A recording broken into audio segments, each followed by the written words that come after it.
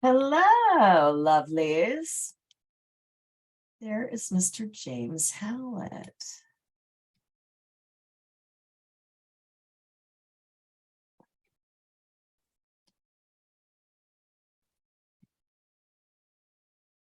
Hello. There I am. There you are. Hi. Hi. How are you? I'm good. Nice to see you.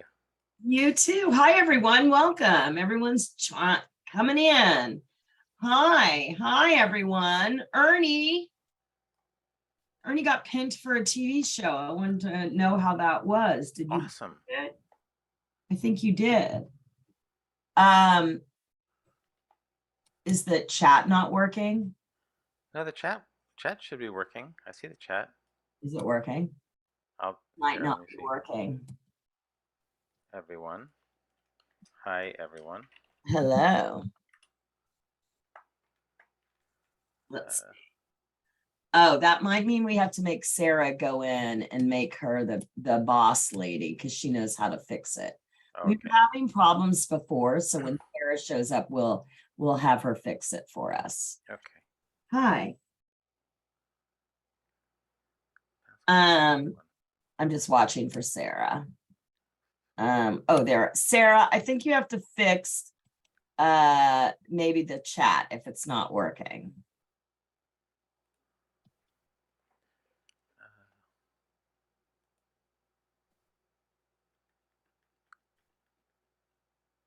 Why is it not letting me promote Sarah to chat, to post? Oh, there she comes. There she is. Weird. Hi, Sarah. Hey Sarah. So Sarah's gonna come on stage in a little bit with us. So while she's fixing Hi the guys. hey, while you're fixing, Hey. you fix the chat first, and then I'm gonna talk to James. Sounds good. You're the best. Okay, so the topic today, which I don't even know if I told you, is why having an amazing agent isn't enough. So I thought that Sarah would be really good to have talk about that. Yeah. But I want to tell a little story as you all come in about why an agent isn't enough. Well, we've all heard nightmare stories from maybe our friends, or maybe this happened to you, where you had maybe gotten an audition on your own for a really big thing. This happened to two of my clients, and their agents dropped the ball both times, and they were able to rescue it. And one resulted in a guest star, and the other resulted in a series lead. And both of those women's agents dropped the ball. So if you're putting, and that's like, we're talking about big. So that's like generally a story that we've all heard. But here's something that I want you to tell so you can get, because a lot of you have worked in restaurants. So we've all had that restaurant manager that, like, when the roof is caving in, they're back fixing the coffee pot that no one ever uses. Happened to me, right? And so I was in a restaurant in Los Angeles, and it was a very big restaurant and very high end, and it was my husband's birthday. And we were just the two of us. And first of all, it took like 20 minutes to seat us, and we had a reservation, and I could just see there was a lot of issues, right? And I was like, so anyway, this lovely little Irish woman who was seeming like a bus girl was pouring water at my table and stayed at our table for quite some time and talked to us. This is like at least a 300 seat restaurant. And then, of course, what do I find out? She's the general manager. Wow. And I thought, oh, now I know what the problem of this restaurant is. If you are running a restaurant, if you're running an acting business, okay, and you're spending all of your time back here in the corner figuring out your agent, this is what you're doing, right? Like, and all of the customers could be coming in the door, and you're back here dealing with the agent. Right. And so we put so much of what I want to talk about this is this groove that I have seen my clients try to pull themselves out of here, because you always talk about the groove, and the Yeah. groove is that the agent is the most important thing. But we both have movie star friends and we know that's not true, right? But like it's it's the groove that actors are put into, the importance of this agent. So that's the conversation I want to have today. Yeah. I mean, so um, I have. I mean, what immediately comes to my mind is coming out of graduate school and having friends. Like some of my friends coming out of graduate school were taken in by huge agencies, powerful, and Yes. some were taken in by tiny little boutique places, and a Mhm. couple didn't have any agents. Now, if one believes that it's all about your agent and the power of the agent, you would think the people who had the giant big agents were the most successful, and Yes. the people who had the tiny boutique or didn't have an agent, you'd think that those were the people who didn't succeed. And I can tell you after analysis of the many years since then, that it had nothing to do with success. And I know that sounds strange, right? It sounds strange. You'd think that the people who had the big, powerful agents would have been successful, but it has nothing to do with success. Yes, it doesn't. And And it's all about you, your drive, and what you're doing on a daily basis to move this machine forward. yeah, Um, and we just had a bunch of new people join us at Actors Fast Track because we just had our big event. And I see a lot of our, and it's, I love doing it because it means the world to me to see these people that are actually changing the way actors do business by conducting their own business and standing in their value. And so many of them are doing that now, like Tosh Jordan, look at him on Bel Air. Angela was here walking the red carpet for She Said, and then got back on a plane to go walk the red carpet. She's going to be in LA, by the way. Yeah. So, oh, good. Here comes all the chat. The chat is fixed. So, I see all of these people taking charge of their career and getting the results. And it's not that I don't want you to have an agent what I want you to have is a healthy, smart relationship with someone that advocates for you, that's there. And so this,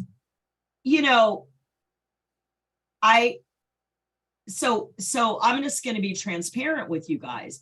When people talk to you about marketing for your business, so my customers are actors in Actors Fast Track. And when people talk to me about marketing to my customers, they say, you have to identify with them with what they want. And the thing is, like, I don't want to fucking do that because but I know what you want, all of you, without your really working, and your career's moving forward, then you have figured this part out. Right. And then you might be stuck with something else. So the people that are really working that are on here, they already understand this. But for you guys that are trying to get working, it's like all you think you need is an agent. And that's not the truth. And so that rewriting that story is really important, but I'm supposed to feed you that all the time. Right. And so, because to get you to come to my whatever, right? And so I have a hard time with that because people tell you that's what you need, and it's just not true. It's not true. You need a freaking dream and then a plan to go get that dream. That's what you need, not an agent. An agent might or might not be a part of that dream.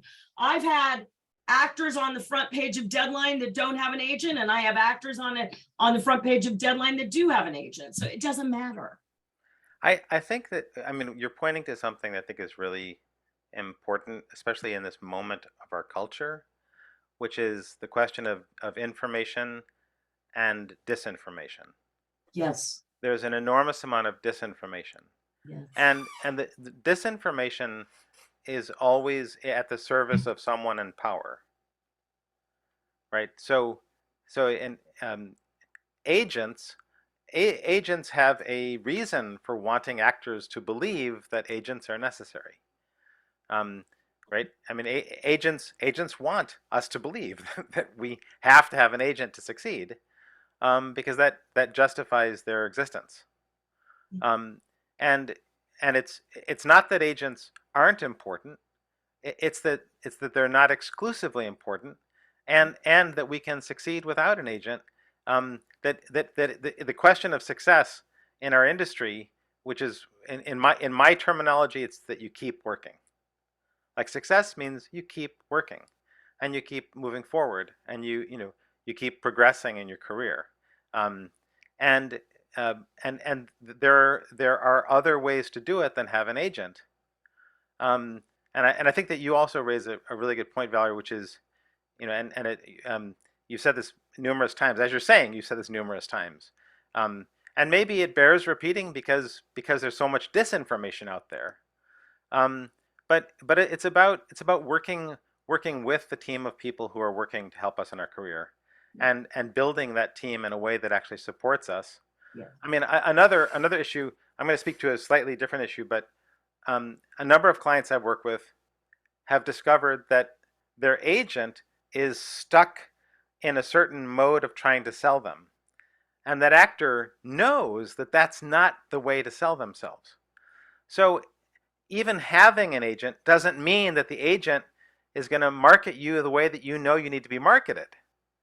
So it's not, it's kind of like, I mean this is, we make the assumption that all dentists are good, because when you have a toothache and you go to a dentist, the dentist works on it.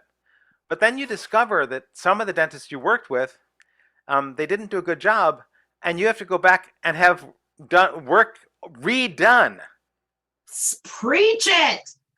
right? And it's like, we have to build the team, and we have to find someone who resonates with us, you know, whether it's an agent or a manager, and we have to develop that communication and relationship. Agent does not equal good, just like dentist does not equal good.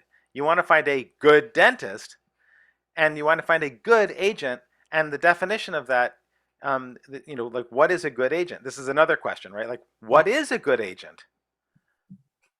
Well, a good agent is someone who works with you, and who hears you, and who respects you, and who is developing you with you in the industry, and listening to who you're meeting, and who's responding to you, right? It's not a check mark. Oh, I got an agent. That's a check mark. Done. Yeah, yeah, Done. yeah. Um, so I can see Sarah. Sarah's nodding. So I actually, Sarah, you're there and you're muted. But I would love to hear your thoughts on this, because you clearly have a lot of feelings about this too. Well, I mean, I've had good agents and I've had not great agents. And even when I've had good agents, I still did a lot of my own work, So I do think it is a team. I mean, my favorite agent that I've ever had was when I first got to LA. He was actually my second theatrical agent. And I'm still he left the agency. It wasn't like we didn't part, and the agency, which has since folded, was very toxic at the time, and he knew it and he left. But we had a great relationship, and every couple of years I'll go after him and be like, hey, you got room for me now? Because it was such a good relationship as an agent, and he's still an agent here in Los Angeles. So I think you just have to find the right fit for you, but also don't put all your eggs in that basket. And don't think, I mean, I And know stop that. waiting till you get one. Yes. Like, stop waiting to go get your dream till you get one. And when you get one, don't stop what you were doing before, because I just had a conversation with an actor, and you guys know I talk to a lot of actors, and they said, well, I just got the agent I wanted. And they told me they want to make my relationships for me. And I'm like, what? Okay, so I have a child that's in elementary school and we're in Studio City and it's very affluent and there's a lot of industry. So if that agent was my agent, they're telling me I cannot be friends with the head of comedy at Hulu, even though his child is in my son's class, because you have to make those relationships for me. No, I'm still going to be his friend. And if he calls me in, you can't tell me I did something wrong. You should be thankful that I am out there making relationships that will help you. And if they want to make relationships for you and introduce you, that great, right? Like, great, but it's like, they're not your marketing department. They're not, weird. Sorry, Isabel used my link to get in. Isabel, Isabel's here, that's fine. Let's have Isabel here. We love Isabel. Thank you so much. Let me just get, I don't know. I got the questions off. I go back to exit full screen. There we go. I like to see the things. All right. So anyway, that threw me off. But yeah, I mean, I think it's like, it's the importance of that person that I think is what is off, right? Like, that's the perception of that person in your business. And also, like, giving them so much. We've all been in relationships or married. All three of us are married. So, you know, sometimes you get into trouble because you assume your husband or your wife is going to do something. And then that's where, you know, like, well, I just thought you were going to do that. Right. Right. So I think it's really important in business, especially, to be really clear about what someone's job is and what your expectations of that person's job is.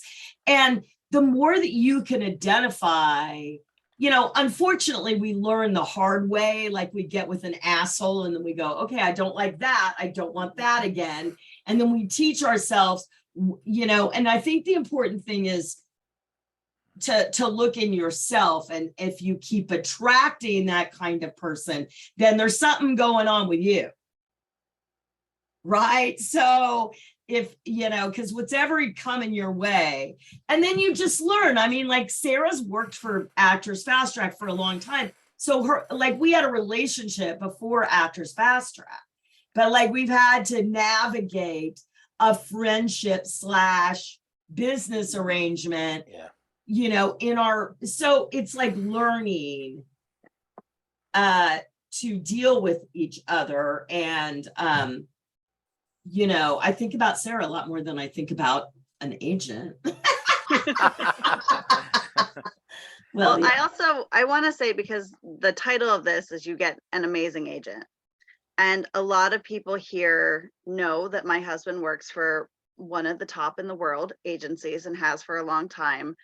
And so they'll come to me and they'll say, oh, I want to get in at that agency. An amazing agent doesn't have to be like that name or that level. And a lot of times you don't want to be at that level because they're not going to do anything for you. That level is known for poaching, guys.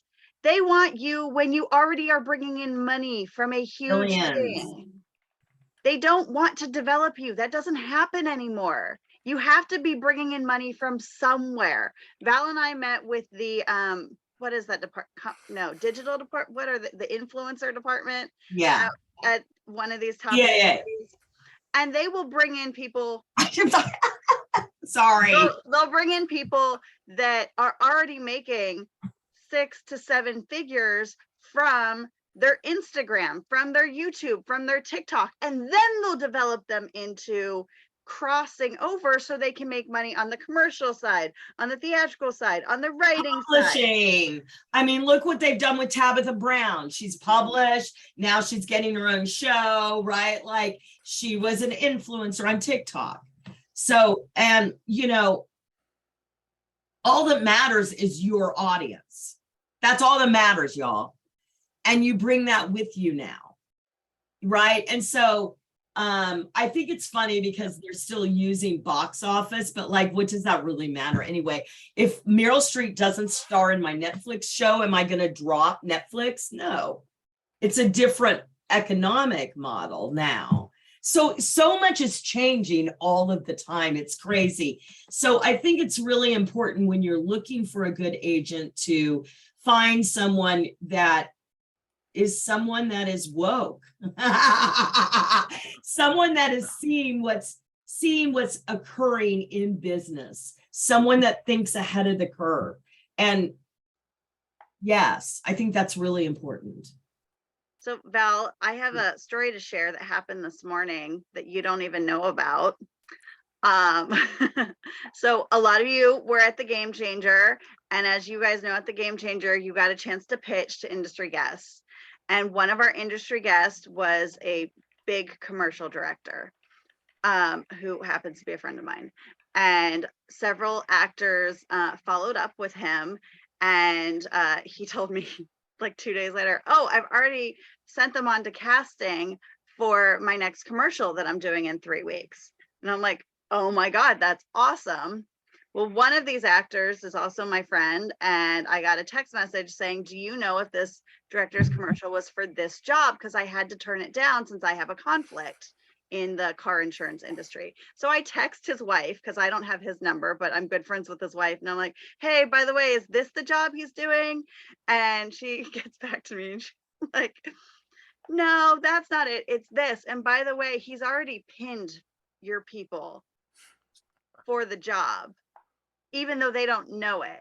Wow. So, but what might have happened is he sent the people on to the casting director, right? Because the casting director works for the ad agency, the producer, and the director, and it's the same casting director. The casting director saw the actor and was like, oh, I think I'd like him for this job too, which had nothing to do with the commercial that the commercial director's doing. And this, while the audition went through this actor's agent, the agent didn't submit him for it. So it's what Meredith talked about in the luncheon at the Game Changer. Meredith was one of our producers, and she talked about the ripples, right?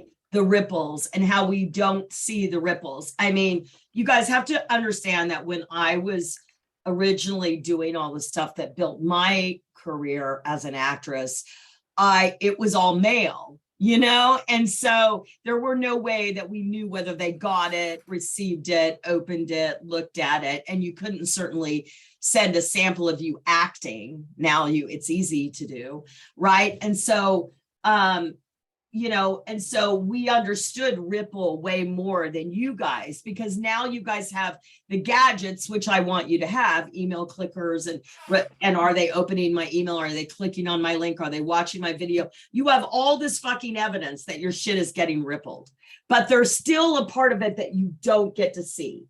And that is what she's talking about right now, right? So, so that director was at my Game Changer event. He saw a bunch of actors. They followed up with them. That's what you need to hear. It wasn't like he just saw them at the Game Changer. They fucking sent him a pitch video the very next day, and he got it. And only 4 of them did, by the way. When I talked to him, only 4 had sent it out of 175. Now, let me just say something.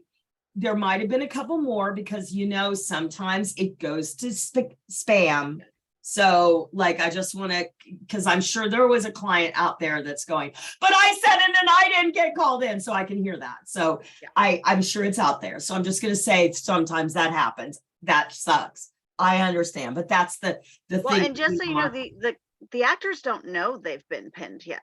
I know, because I got a text message this morning with his wife, and I could see it. He's like probably standing right next to the wife saying, oh, well, tell Sarah this. And I'm like, I asked one question, you gave me so much more information. But awesome. Like, you don't know what, you might not be right for it, because I was going to pitch myself, and then I hear the practice and I'm like, oh, I am not right for that product. So so if you did send it, you just keep the relationships up. Yeah, it's like both you know, I've said this to two of my working actors in the last 24 hours. It's not about anything right now except you building relationships. So like if your show is on hiatus, call some people from the cast and go have a beer somewhere. Like it's always that, like your daily action is building relationships with people that have acting jobs that can give them to you. And you have to play at the level that you're at, right? And I want you, all of you, doing that. And then I want you, as you're already doing it, like I think about it like riding a horse, you know, you're galloping on the horse and you're going. And then what do you find when you do that? Another person that's galloping on a horse beside you called an agent. You go, come on, let's go. And you go together because you're moving forward. If you're standing still, you're only going to find an agent that's standing still. It's going to be a shitty agent. You got to be moving forward. Right? That's the most important thing. You've got to be moving forward in your acting business. So Val, yes, a lot of people here know that you were stitched recently by someone claiming to be an acting coach on TikTok. Yes. And one of the things she said when she stitched Val was that your agent doesn't work for you, they work with you. Mm-hmm. And one thing, if you've been around us a lot, you'll hear Val say, treat your agent like the dishwasher in a restaurant. One reason that we say that, and correct me if I'm wrong, is we don't want you guys putting the agent on the pedestal. While they're a part of your team, at the end of the day, it's your business. They get 10% of it. So technically, because you're paying them, they do work for you, but you also want them working with you so that it's a team effort. And they're not the ones telling you, no, go with this picture. No, you don't sell that. No, this is what I want to send you out for. So stop putting them on this high pedestal that we're also putting casting directors on. And we're putting the decision makers on that. When in reality, they're real people that you could have a human to human relationship with at the end of the day, if you just take them off that pedestal. Yeah. I think I agree. And I think the other thing is we have to know what we're good at, and we have to, you know, we as actors, we really have to know the industry and know the business, so that we're not at someone else's, we're not the victim of someone else's design. Yes. And this, you know, this is a tough one. Like I have a wonderful attorney in New York City, right? I mean, you know, what does it mean to have an attorney? Well, when I have something that requires legal advice, I go to him.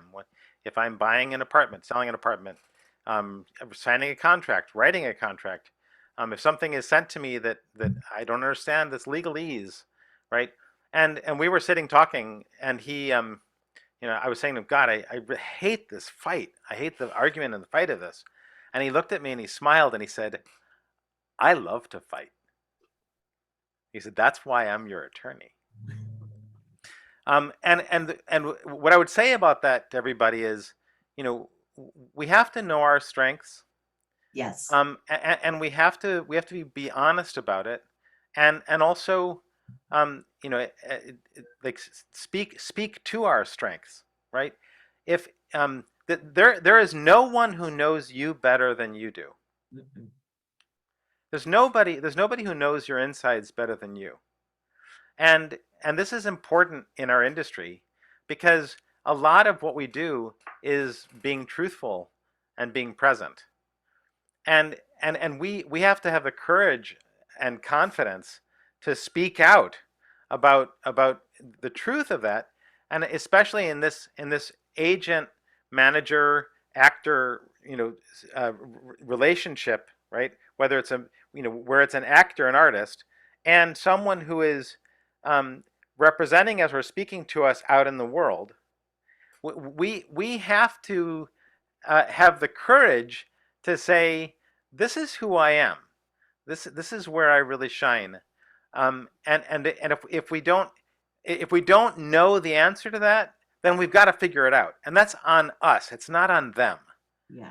We have to know our instrument, and I think that this is one of the things that Actors Fast Track is amazing at, which is helping people to see and know their product, right? Like what am I actually stepping forward with in the industry, um, and I'm not quite sure why I went on that little bent, No, but it was a good little box, but yeah, I wanted to read you. Look on my desk, T.S. Eliot. If you haven't the strength to impose your own terms, then you must accept the terms life offers you. yeah. And I want to also talk about the, what you guys are talking about, building relationships. Um, Creating work opportunities is about creating relationships. Yes. In every industry, it's how are we treating the people we work with? Are we getting to know people? And we can't have a go between. We can't have a go between. In like we have to figure out how to strengthen relationships ourselves. I mean, I know that everyone on this call, everybody, if if you've been an actor for even a short amount of time, you're going to have a situation where your agent or your manager calls and says, "Oh my God, I just got you the most amazing audition," and you're going to find out that that person they're talking about was your best friend in high school, right? Or your college roommate, or someone you've been nurturing a friendship with, a relationship with for 20 years, or right, and that's okay. That's okay that that's celebrated, right? That's okay that they're excited about it, but we have to know that it's on us. It's on us to build those relationships. It's on us to strengthen them. It's on us to reach out to people, and if we have trouble being in relationship, and if we have trouble, you know, reaching out, then call me because I can help you to unblock those places. Um, but it's really important that we come to a place of being okay in friendship.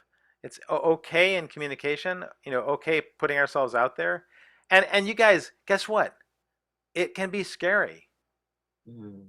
It can be really scary to put ourselves out there. It can be really scary to be vulnerable and to Yeah. So I want to say something about that. That's why we get an agent, because an agent feels like a shield, Mhm.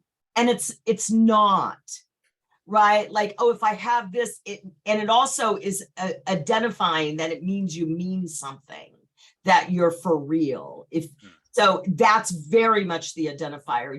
If you don't have an agent, then you're nobody. Right? And so it's also that.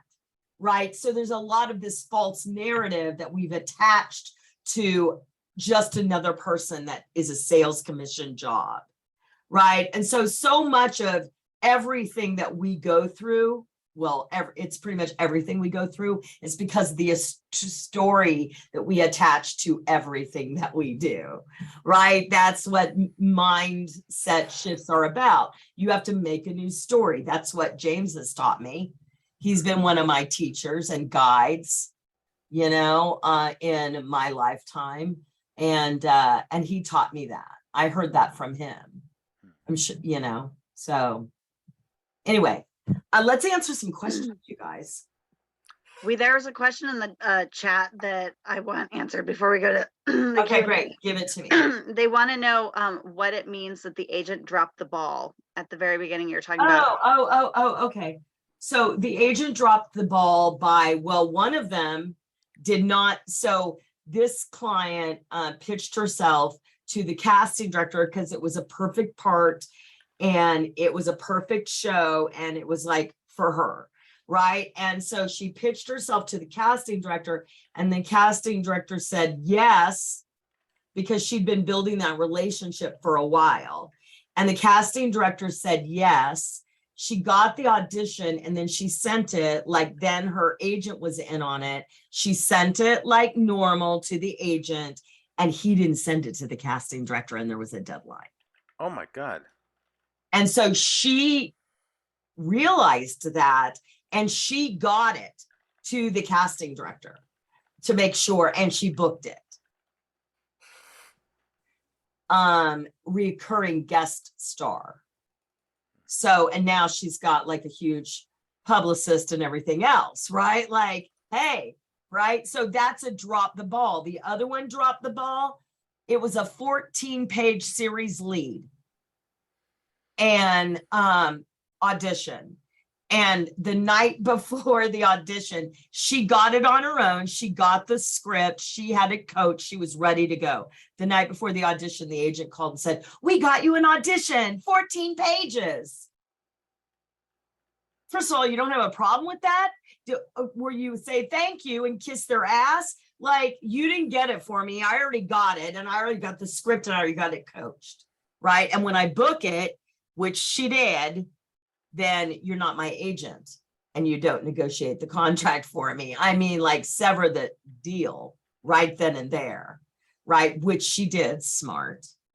And then she was able to get out of it. So, right? So, I mean, I don't know all the, legal stuff. Not everyone shares legal stuff with me because I'm not an attorney, but those are how they drop the ball. Okay. Yes. What's questions? That was the one I saw in the chat. Okay, so James. Let's see. I'm hoping, Melissa, that you now see us. If you don't see us, let us know. There was a question about chat not working. And I'm going to answer Kaz. Is a client. Yes, Sarah? Yes, Kaz is a new client. She starts next month. So Kaz, we have a whole webinar on that we will make sure you have the recordings to teach you how to find contact information for people. Okay. We also have a class coming up soon that we're going to be talking about, which is LinkedIn Fast Track with LinkedIn, accelerate your meetings. And Mara and I are really excited about that. So we're doing a webinar on December 7th about it. So we'll talk about that then, like how to accelerate your meetings with people like directors, producers, and writers. I mean, the other part of Kaz's question, it seems like he shouldn't be getting 15% of a gig my agent gets me, and so this is what I would say about that is this is part of why we have to choose those people really carefully. Yeah. Because if we actually do have a manager and agent, we want those people to be used in the best way possible. Yeah, and if they're building relationships with you and getting you auditions and they're doing their part and you're delivering and you're building relationships and you're doing their part, then you want to take care of people that work for you and believe in you. So of course, like the commission line sometimes gets a little blurry, but it's the agreement that you have, and it's contractual too often. So you have to have an attorney. That's like once you start playing with, your real, because you do not want to be in a place where down the road you book a big series lead and then you have to pay this person, forever millions of dollars. I mean, Lisa Kudrow is still fighting with her manager about Friends. It's been off the air for what, 20 years? There you go. Yep. Not quite 20 years. It went off the year we met, Sarah. Almost. I remember I was scheduled for my first shift and it was like, it was a Thursday and I wasn't supposed to work Thursday night. And I was like, but that's Friends night. And guys, this was early 2000s. We did not have DVR back then. And I had to program my VCR to record. Things have gone so quickly. Yes. It's amazing. So Ernie Charles says, I was pinned and released for Young Sheldon. I have auditioned for them 3 to 4 times. It was awesome to send to producers, but I've booked 2 other paying jobs this year. People involved in the production referred me in both cases. Yeah. Yes. Yeah. Yeah, that's great, Ernie. So that was Ernie, right? Yeah. Yeah. So yes, Ernie, you're so likable and so friendly and a good person to talk to, that use that, like James was talking about, use that to when you're on set, because clearly that's what's working for you. And remember, Ernie, I always say, go where the love is. So, oh, I got these jobs because so-and-so recommended me. Oh, I'm going to pay attention like that when I'm on the set and know that that's what's happening. Because like when you begin to identify your strengths, your assets and your liabilities, right? And you go, oh, okay, so liabilities you get help on, so like I always tell people, write down everything you don't like doing or you're bad at doing. And so then you have an idea of like what you need to take a class in or what you need to go hire someone to help you do. And then the more you write down what you don't want to do, then when you hire someone, you actually have a list. Here, this is what you're going to do. Right? So, yes. Great. Sebastian Anderson. Yes. Have you heard of talent getting booked and then approaching an agent and saying, would you like to represent me on this project and collect your fee? That seems like an out-of-the-box way to get an agent. Any thoughts? Sarah? When I booked my recurring part on General Hospital, I was repped with my talent agent just commercially. I didn't have theatrical representation. I got the job on my own. Well, they didn't know that. So they called the agency, the theatrical department, and the theatrical department called me and said, hey, we don't rep you, but do you want us to negotiate the deal? And I'm like, yeah, sure, negotiate it. They signed me right after that. I didn't even have to audition. Right now, I currently have no reps, but I have already booked a lead in a movie that's filming in the spring, and it's a well-paying job. I'm going to use it to go after the reps I want and let them. I haven't negotiated my deal yet, but just my SAG rate, if I get scale, it pays a lot of money. So I am definitely using it to go after the representation I want. It's definitely a way to get people to notice you that might not have noticed you before. Or if you already have a relationship with someone, it's a great way to finally get them to sign you. So yes. Angel Harper says, hi, I sent mine the next day and got only 3 responses. I'm not quite sure which the... She's talking about the industry reps from the Game Changer. Angel, 3 responses is great. You don't know what people are dealing with. 3 responses is really good, you guys. So Angel, track your numbers, right? So that's the best thing. We talked about this on the mastermind on Tuesday, tracking your numbers, right? Like it's really important, you guys, because then systems help the emotions stay out of things. I remember when Arthur, yes, Arthur, James, Arthur Griffith. Arthur Griffith. Yeah, Arthur. Yeah. When Arthur asked me, he said, well, I've done all these stuff and nothing's working, which is the thing I always hear, right? And I'm like, Arthur, how many things have you gone to? He's like, oh, I've gone to, he goes, I'll do the numbers for you, Valorie, because he was a client. And I was like, okay, I want the numbers. So then it comes, guess what happened, y'all? He booked like 3 co-stars. And when we did, he was booking at a 20%. His conversion rate overall was 20%. That's really good. Okay. But what happens is it's not always like, oh, I do 10 and 2 people answer. You might do 100 and then no one answers. And then you get 5 answers in a row. Right. So you can't track it. You have to track it number wise, but it does. If you track it, you're probably doing better than you think you're doing. Well, and that's why an email tracker is so important, because as I'm producing right now as well, and I don't have time to answer every email. Like I've got my actors fast track. I've got Sarah, the actor. I've got Sarah, the producer. I read it. I file it, but I don't always have time to put a reply to it. It doesn't mean I'm not thinking about you for my next project. It just means I'm busy.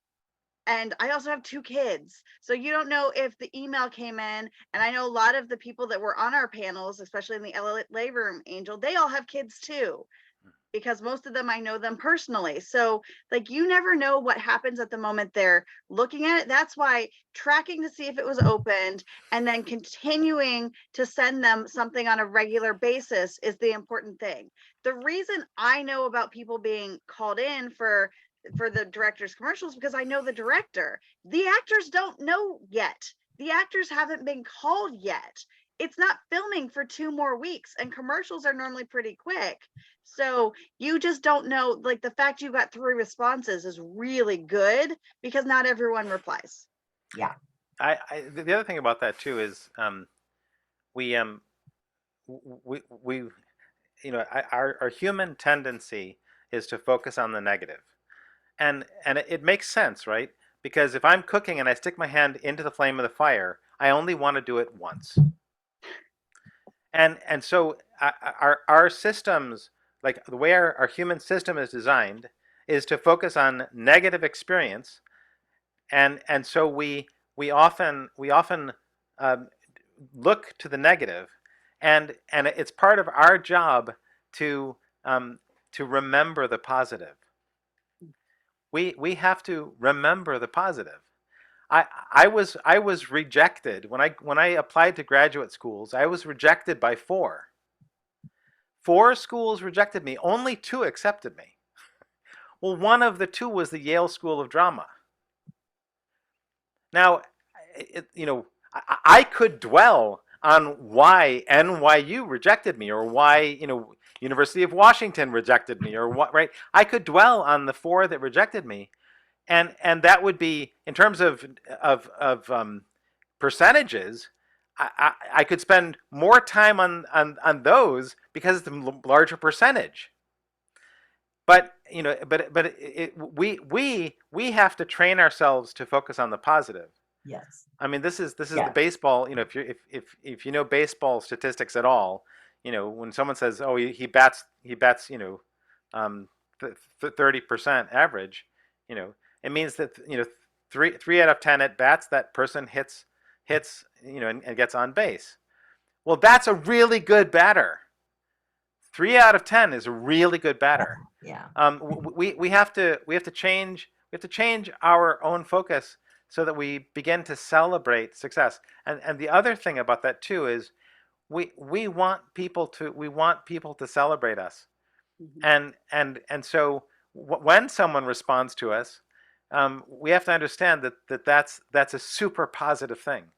And as Sarah was saying, like the other part of the hidden part of this is we don't know if the other people said no to us.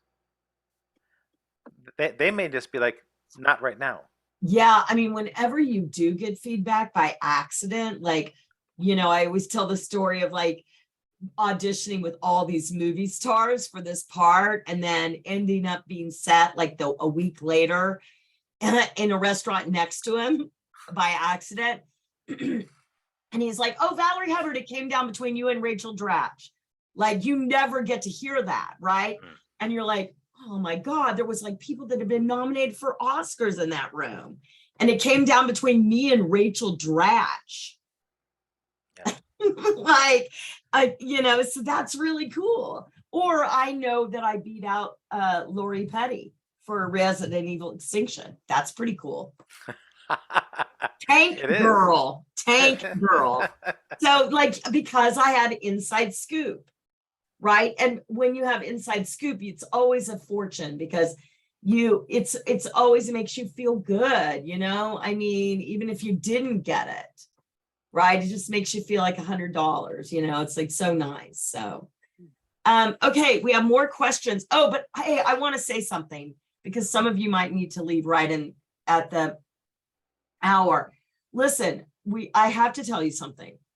As most of you know, I made an offer for our packages, and we do that every year in October. So October, if you're going to come and hire us and work with us, is always a really good time to do that.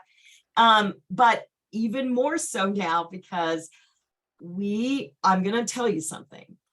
In the next few days, we are going to announce a contest to our clients only. And the contest winner is going to get on a TV show that's syndicated in 80 different channels in Canada, and they just brokered a deal in the United States. And you'll get a little spot on that, which when whoever client of ours wins this contest, we will help them get ready for that. So that's the big news, and it only goes to clients. So if you're thinking about working with us, that would be a very good incentive, because you will be able to be included in that deal. And so Sarah is going to lovely be here. Thank you so much. She's also going to put her link in the chat if you would like to talk to her about becoming a client. Please get on her calendar. And that's it. That's the end of the advertisement. Let's take another question. So Beatrice Verdu says, I'm 14, I'm in England, is wondering how you get an agent and what's been your experience with agents? Thank you. Yeah. So we've been talking a lot about that. If and I know your question came a lot earlier in the conversation. So if you have any follow up to that, please add a follow up. You know, if you haven't, like after listening to us talking about it, if you have a follow up question, please put it in there. We'll answer it. So Sedhar says, is there any? Did you want to say anything about that, Valorie? About getting an agent in England? Is there any difference? No, there's no difference in getting an agent in England. I think that there are people that understand the curve is there, and there's a lot of global agents popping up now, and we're going to see way more of that happening. There's a global mindset that's occurring, and your really big managers and agents are thinking like that.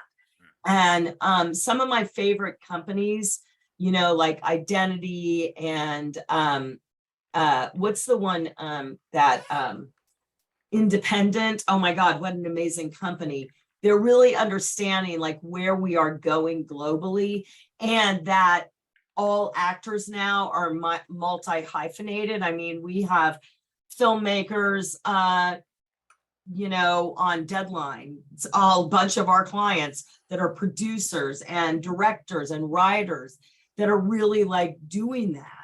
And so it's real. And we have we have influencers we've worked with and are currently working with. So it's like understanding that that is what's happening in our business.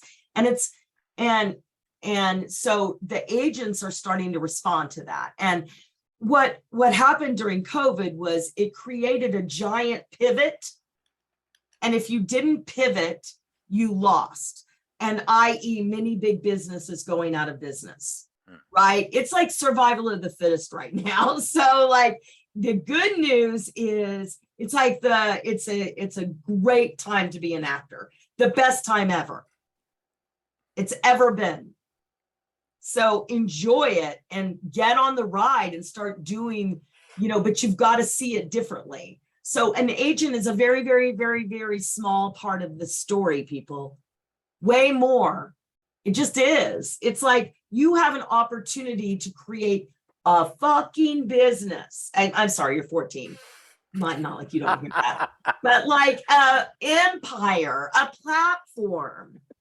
You know, I mean, I think you would be crazy not to have either a TikTok or an Instagram or both right now. But get your parents' permission first, yes, as a 14-year-old, and yes, me speaking as a mom, get your parents' permission before you do that. Yes. Yeah, and we do have Actors Fast Track Junior, which we have a webinar happening. It's Saturday. Beatrice, email me and I'll send you the link to sign up. Yeah, so because Michael, who works for me, is he's the guy that was coached to Zendaya, Bo Berman, Tati Gabrielle, and his own career, he's in LA right now shooting something. His own career is like exploding, but he still gets requests to work with young actors, 18 and under, and their parents on their careers. And so it's under the heading of my company. And so Michael and I are going to do a webinar on Saturday. So come and join us. Oh, that's fantastic. Yeah. So it'll be much more suited to what answering your question. Is there a link to that? I will get it. Okay. Sarah will get it. Awesome. Yeah. So Sedhar Chozam asks, Is there any chance to meet Valerie and James in New York, November 8th through 11th? Yes, I mean, there possibly is. I will, I think you emailed me today, so I'll see what the conversation is that you and I are having. Yeah, and it said I'm being vague. Yeah, I mean, you can reach out to me via my email, which I'll put in the chat window if you want to, talk to me. Yeah, So J Samuels, Jay, yeah. Jay. So I'm gaining some traction, and my emails are always getting opened. I haven't gotten a meeting. I'm still stuck in audition land. How do I get my career to move beyond this? Okay, so just fix individual little things, Jay. So like now go, okay, so they're opening my emails, but they're not asking. Are you asking for something specific? Are you asking for a Zoom coffee? You want them to be busy. So remember that, like Jessie said, it's like Jessie, I quote Jessie, she said, you don't send a thank you note for everyone that sends you a coupon in the mail, right? So why are we expecting them to respond to us? You are telling them who you are, so when they need you, they're going to have you right in front of them. So I would say, Jay, that you can sometimes fix this problem, this small little problem, by like asking them for a Zoom coffee and making it maybe like, not all of the time ask, just this one time. And Jay, you should reach out to Anna Maria. Anna Maria, our client in North Dakota. She is so great at doing the Zoom coffee ask, and find out, how does she word it? Oh, yes. Good. I'm glad you've been talking. Okay. But she's really good at that, and she might be able to help you transition what you're saying to get a meeting with them. And Jay, again, we're going to offer this new thing, which is going to be a meeting accelerator with Mara coming up, and it won't be until the new year. And so that was one thing that all the people that purchased got, was that class, which we're going to offer in, we're looking at the dates right now, but we're really excited about it because it's going to be a meeting accelerator. So we're going to actually be focused on you making meetings using LinkedIn, right? And then back and forth about what that is within the class. So will be some teaching, so that part can live on the Actors Biz School. And then we'll also do some live interactions, like what are you doing? What are you finding out? So I think it would be perfect for you, because that's where you are now. You just need to keep reaching out, and the meetings will come. And then so Angel Harper followed up and said, okay, also one response said he would like to have lunch when I'm in New York. And the other response said he would let his casting director know about me. Well, there you go. Good. So there you go. That's a good response.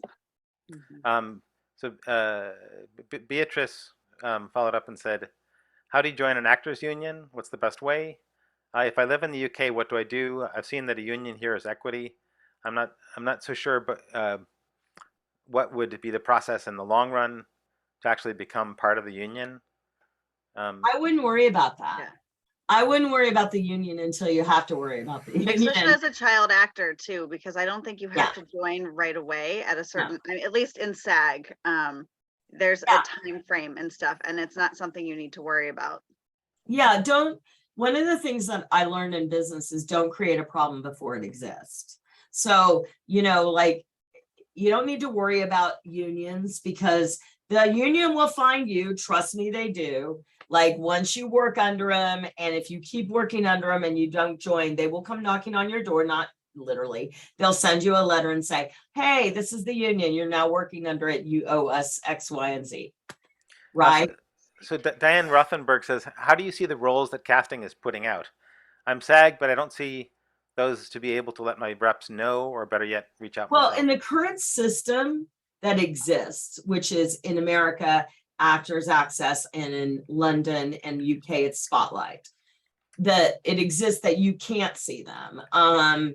And so, I mean, the only reason you would see them is if you had a relationship with your manager and agent that they allowed you to see them.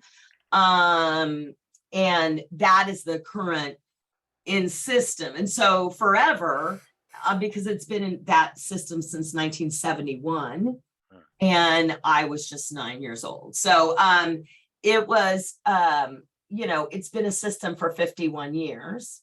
And we have always, actors, I'm speaking for us actors, we have always found a way to circumvent that system. And of all the people that are successful, 90% of the successful people have circumvented that system in order to be successful as an actor. The other 10% at least initially follow the get an agent, get an audition, right? Like without doing anything else. That's a very small percentage. So but most of you are hoping and praying on this story right here, not understanding that there's 90% of other people that have done it, circumvented that system. So that's just a system that's 51 years old. So it means that it's a little too old to survive much longer. It's been showing cracks for a while. So, it's not stable is all I'm going to say, right? Because of everything else, which is like TikTok and Instagram and social media and YouTube and like every fucking thing. Sorry, I'm cussing, but like that's the stuff now. And it's changed everything. It's an exponential change and COVID created that. It's expedited it. Bill Gates said that. It's true. It's true. And so now we have to keep up to that, but it's good news for us because it's almost a free market. So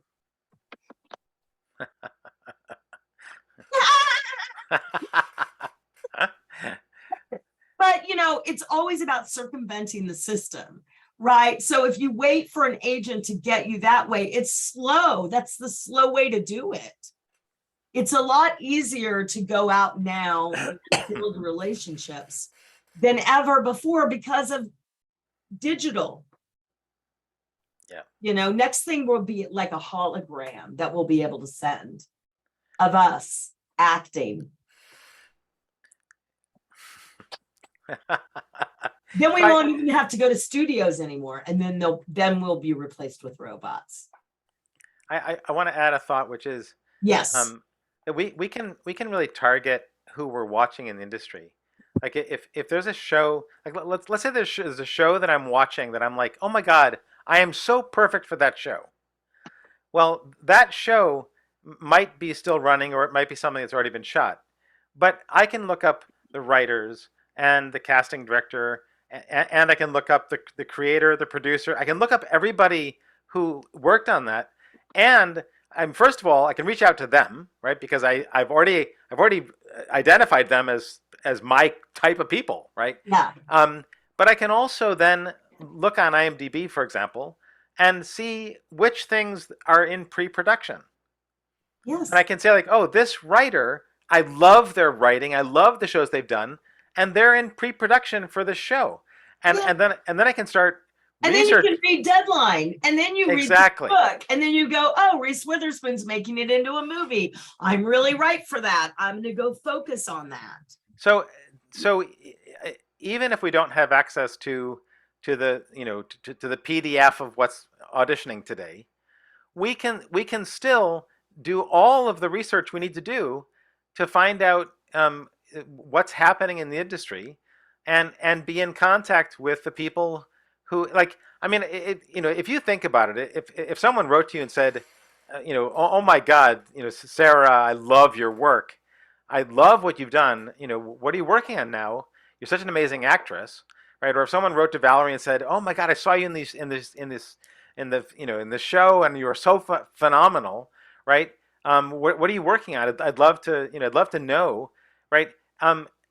You've then created a connection to that person, and you've done it in a way that's truly honest, right? Because you've talked about their work and you're feeling about it, and if like that, this goes back to what we've talked about, which is building relationships.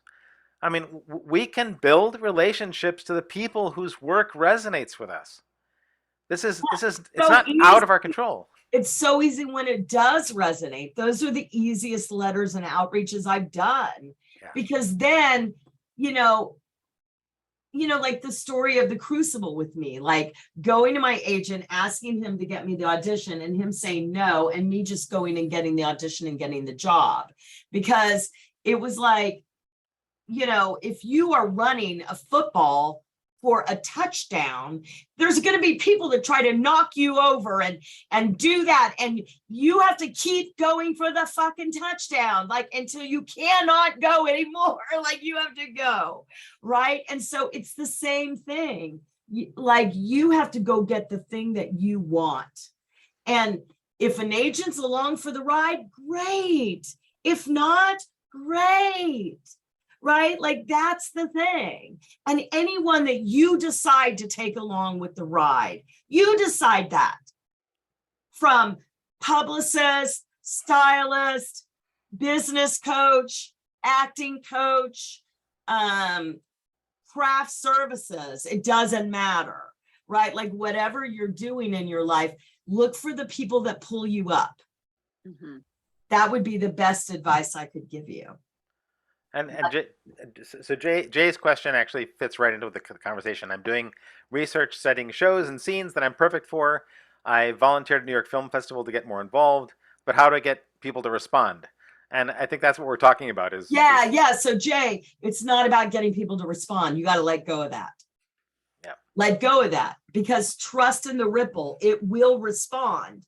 You can define what you're sending out and have more fun with it. If you're playing in your creativity that of what you're throwing out. So if, they say you are what you eat, and we've seen those movies, like if it's a bad, evil chef, then the people die, right? It's the same thing here. Like if you're enjoying your creativity of output of your boomerangs, we call them boomerangs, sales outreaches, minimum 5 a week, to casting directors, producers, and writers all of the time. If I'm doing that and I'm doing that joyfully from a place of my brand and who I be, and I'm having a blast doing it, because that's why you're an actor, right? If you want to have not a blast, go get a job at a bank, right? Like this is a job where you can have a blast, you can play. Oh shit, I got to act today. Let me go. Oh, and then I go to my costume closet, and that attitude changes because I turn into the girl or the lady, right? And then I start playing, right? We forget to play, right? But that's what it's all about, is play, right? So go play and send out your boomerangs and stop doing this, Jay. They're going to come back. The more you play, the more they'll come back. So Sarah Paulin says, can break it down, Sarah, the steps to track to see if you opened it? So I think she like the email tracker. Yeah, like how do you create an email tracker? Google is a great place. Say, what's the best email tracker for a Gmail address or a Hotmail address or whatever type of email address you have. And it'll tell you which one. Banana Tag was big, but I think that they closed down. When I'm sending out newsletters, I use MailChimp, and it's free up to so many contacts, and that has an amazing tracking system in it. So figure out, there's not one, there's a whole bunch of them, and find out based on the type of email you use. Tosh says he uses MailTrack. Just do a Google search and it'll tell you, and Google's very informative and tells you exactly how to do it. But tracking is amazing because it tells you who's opening it, who clicked on the links, who replies. Some actors afterwards, they're like, well, I sent my emails and they clicked on the links, but they didn't reply. Well, clicking on the links is a win, guys. Not everyone has time to reply. Okay, so here's what you don't see. This is what Meredith was talking about, the ripple. Right. So that person that you just sent that funny pitch video to, and it made them laugh, they got up and then they were talking. They were like, oh man, I just saw this kid, Tosh Jordan. I just saw his funny video. Oh yeah, Tosh Jordan. He's that kid that's on Bel Air, right? Oh yeah, he's good. This guy over here is like, oh yeah, hey, I'm thinking about this. So there's a list of actors I want you to see. Oh, that's that Tosh Jordan. I think he'd be really good for this role. that's the ripple that Tosh isn't seeing. So Tosh might have sent them a pitch video and said, oh, they didn't answer, right? And well, he didn't see all that, right? That's what happens, right? It happens all of the time. So the more of these that you're sending out, you're creating more ripples. That's it. So one of the things we discovered about one of our clients recently on the mastermind was she was sending to a very small group of people. And we were like, duh, that's the problem, right? You need to expand the amount of people you're going after, because then you won't be there like, how come he didn't answer? What's this? Why is this happening? You know, and all of the things. But like, know that every client goes through that, like every client, because Tosh isn't like that now. You know, maybe he is. I don't know, Tosh. I'm just speaking for you. Well, Val and James, you might know this more because most people know I've taken 2.5 years off of my acting career because I had a baby at the start of COVID. So I cannot specifically answer this. How do you track self-tape submissions that were like, whether or I not have no idea. You're asking the wrong person. So if you were, if you're in the I Love Actors group, you can tag Scott Cargill. He's an Actors Fast Track coach, and all of the clients know that he can answer that question most likely for you. Like, here's the thing. You need to have people in your life that can do different things. Trust me on that one. Yeah, I don't. there's some. There's a way. I can imagine different possibilities. Like if your self tape is on Vimeo, if your self tape is on YouTube, there are probably ways to track who views it. Yeah. I think she's talking about when it comes through EcoCast. And yeah, that's like, so much trickier. I don't know. and the it's answer to that. also, you've got to get to a point where you don't worry about it. Yeah, Really About it. do. That's all you're worrying about, and you're not going to do the next thing. So you just need to constantly be like, I did that. Okay, great. That one's done. And then maybe send them a thank you for the audition for whoever's involved in it. Yeah. All of you guys that are at the beginning of your acting business, please get in the habit of sending thank you notes. It's just another touch point for you, and it puts a pin in you. And even if they're like, oh, I don't like thank yous, they just put they just put a pin in you. All publicity, good and bad, is good publicity.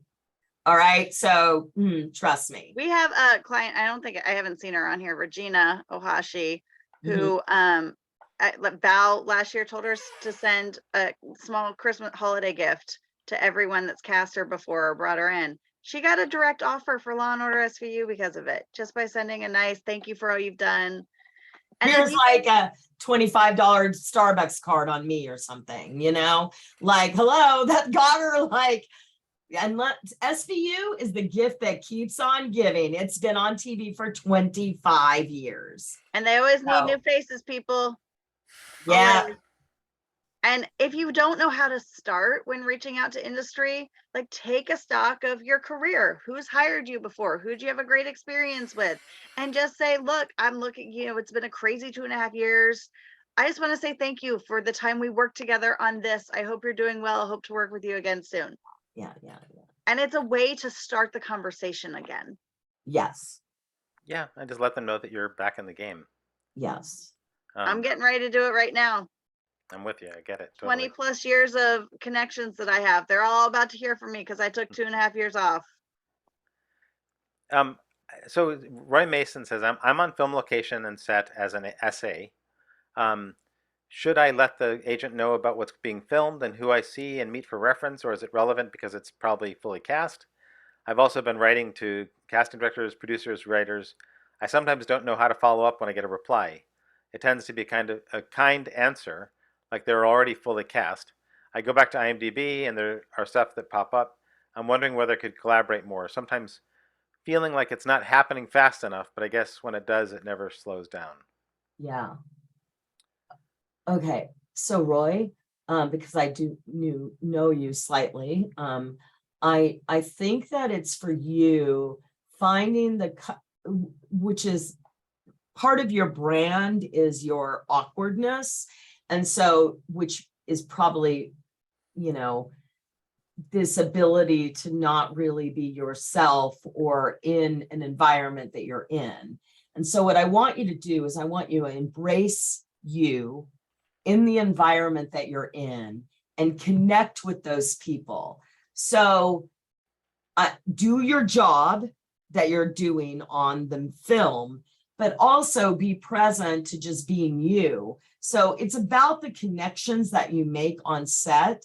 And sometimes they can be, you know, with a smart background actor, you know, that you're meeting, or, you know, another PA or a whatever, right? Like there's a lot of relationships to be made that you can make on set. So I think it's important to just be present to where you are.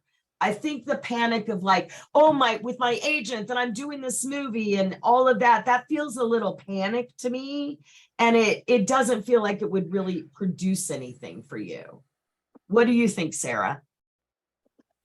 I agree. I also think you need to be specific with who you're meeting. It's one thing to make a connection with them and just file it and be like, okay, let me track them. I met them.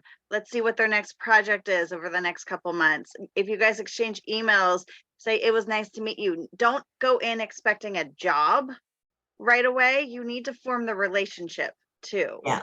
And you need to figure out, like, Roy, you're specific. You're not right for every project. Even if you are doing background or stand-in work on it, it might not be the project that you're right for principal work on. So be specific in who it is you're targeting. And I wouldn't necessarily go back to your agent and say, hey, I was on this, see if there's a part for me, depending upon the part. It could be worthwhile saying, I met producer so-and-so and we had a great conversation. Let's follow up and see what projects he has coming up and pitch me for those projects. But be specific with how you do it. The thing that I don't know you, Roy, but the one thing that I would add to this too is, because you also said, I sometimes don't know how to respond to a follow-up when I get a reply. So first of all, when you get a reply from a casting director or producer or writer, when you get a reply, it's a really wonderful thing, because that means they took the time to respond to you. Yes. I don't think you have to do much in the way of response to that. But you can always say, thank you so much for taking the time to respond. I look forward to future possibilities. Like if they say it's already been cast, it's lovely that they responded, and I wouldn't try and keep that conversation going, because it's not necessary. This is one of those things, right? Like we don't have. It's not like we're playing a ping pong game with them. Yes. Right? But it's no is not a bad thing. That's right. Because so when they say no, you always know, not for now. That's what you hear next. You know, and again, it's totally appropriate to just shoot a quick note back. Thank you so much for taking the time to respond. Right. Yep. It's just a way of saying thank you, and it's just a kindness. But it's also not necessary, because they've already responded. So I this is one of those times. Here's what I'd like you to do, Roy, as someone that you've done our programs, right? Take a board, and when you have someone on the board, move them slightly forward in your game. So if you think of it as a game, right, that person went forward because they responded. So they go, oh, okay, so now I take more care. The people you take the most care of on your board are the people that hired you or always call you in. Like, they're your fan club, Those are the people you send Christmas gifts to or whatever, right? You take care of them. And then these people you take care of. So as they move up, you have to focus in. Okay, so this person responded. So in a month, I'm gonna look for another project which I can ask him to get seen for, or suggest something, or even I'm gonna respond to something in a month, right? And so then once you kind of set that for yourself, then it becomes like, this is what Roy does when someone responds. So rather than, I don't know what to do when someone responds, you go, oh, okay, when someone responds, Valorie said, oh, a month later, find a reason to get back in front of them again. And it can be like, here's a Starbucks card. I mean, it could be fucking anything. It doesn't matter. But like, just get in front of them, name, face, and really step in, Roy. We want you to really, I really want you to keep stepping into your brand because you're a special person. There is no other Roy. And I hope I see you when I'm in London. So the questions keep coming. Yes. Well, we probably have to go, right? You have to go, right? Well, I mean, I'm okay. I just want to do a little time check. No, we can go until 2:30. Okay, so we'll take some more questions. So so Beatrice said thank you, and still asking about what will be the process professional. Let's see. I'm just wondering now how to. That. Yeah, I think we answered that too. I'm gonna. So Sedhar says, when should I start the VIP course, please? Val and I are going to email you, Cedar. Yeah. Okay. We're in contact with you. Okay. Diane Rothenberg says, yes, I've heard that there are 1 or 2 places I may subscribe to, though. Just checking. Thanks for all the info. You're welcome. Okay. Anonymous attendee. We will skip that because it sounds like so Zoho is a free biz dashboard. Connects to Banana Tag, Yam, Butler. Can also be used to schedule coffees and track bookings. If you send the video through YouTube, you can see when it gets clicked on. Okay. Thank you. You did that too. Thank you. And then Zambria Chapella. Yeah. Hi, Zambria. Is there an advantage or disadvantage to having a local agent versus having a nationwide agent? No. I mean, listen, you're just looking for someone that really gets you, and you're thinking that someone that does think outside the box, right? Like, I'm getting a little tired of hearing, oh, you have to be boots on the ground. That's so like 10 years ago. It's not true anymore, especially after COVID. You can live wherever the hell you want to live. So when they say boots to the ground, they're probably not the right agent for me. Right. And so I'm getting tired of that. And I think, a lot of agents didn't pivot. So finding one that you can really work with is important. But again, it's not that important. So, well, and knowing Zambria was called in by a really great Atlanta-based agent. Oh, yeah. And you can be with them in Atlanta and still have she's in Pennsylvania. So you can still have a New York and still have an LA or have a bi-coastal. Yeah. And we have plenty of clients that do have that. I'm not saying that you shouldn't. It's just that, some people don't need all that. Like it depends on who you're with. It also depends on like the market that you're going after. For you, I think there's a lot of work in the Atlanta market. So it's there is that agent. But like for me, I'm only focusing on Los Angeles just because of my kids. So I don't want an Atlanta agent right now because I can't go to Atlanta to film on a regular basis. So it really depends on what you're looking for. I think having a good agent is a great foundation, especially I know who Zambria was called in by, and so does Val, and they're great agents in the Atlanta market. Yeah. And having a great agent that's going to get you opportunities might help you get that bi-coastal agent that does the New York and LA markets too, if that's what you're going after. Yeah. Arnold Law says, if I have to upload YouTube videos, how strong does the content have to be? Even picky mess? Not sure what that means. I'm not sure what that means. I mean, pretty much you can find out anything on Google. Cassandra Reynolds says, if the current agent system's so young, then how did actors get cast before the system was in place? Studio contracts. Yeah, you were owned by studios. So, and before that, it was before studio contracts. That was before, movies. So then you got into kind of like the poor people on the street, the whores and the beggars and the thieves were the actors. And they band and marry bandits together and like you know, I saw that what was that great movie that was about Moliere's company and in France, and now I wish I could see that again after I went to the south of France. That was such a good movie. I don't And it know. was about Moliere and his like group, and you know, Monsieur Tartuffe. Now there's a man of weight. Monsieur Tartuffe, I feel bound to state, it's quite a person. You would make a good Tartuffe, James. You would Okay. make a great Tartuffe. Let's do Tartuffe. That'd be fun. I saw that when I was in London. It was so good.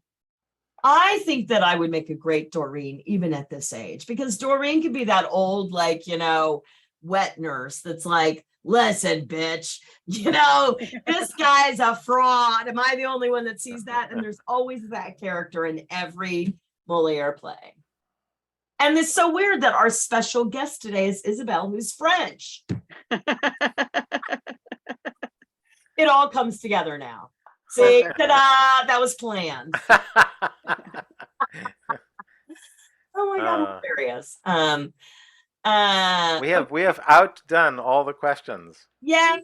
Okay. So don't forget that if you want to talk to Sarah, get on her calendar and talk about getting the deals before Halloween, but also to get part of the this challenge that's going to, the winner is going to get a very freaking big prize. So we want to give you that opportunity to be on that show. So we'll tell you more. The clients are waiting to find out what the contest is like. I did have the meeting that I told you guys about yesterday. It's very interesting. That's going to continue on, but we will be letting you know very shortly. Okay. All right. I love you guys. James, it was so great to talk to you. We missed you. At the Game Changer was so amazing. It's so nice to see you guys. Yeah, So it was fun. It was so fun. All right, we love you, and we'll see you guys soon then. Yay. Okay, bye everyone. Bye, everybody. Bye, guys. Bye. Bye.